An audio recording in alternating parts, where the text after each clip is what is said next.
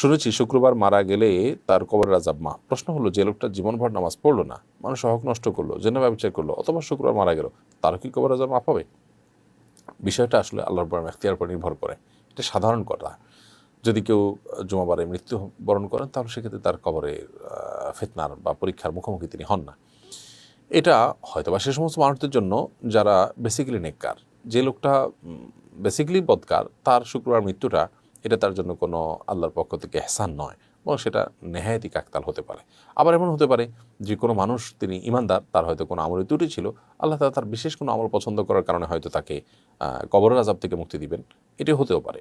অতএব আলমুল গায়েবের বিষয়ে যে জগৎ আমাদের অদৃশ্যমান, সেই জগতের বিষয়ে আমরা নিশ্চিত করে কিছু বলা কঠিন। তবে হাদিস এটি বিশুদ্ধ।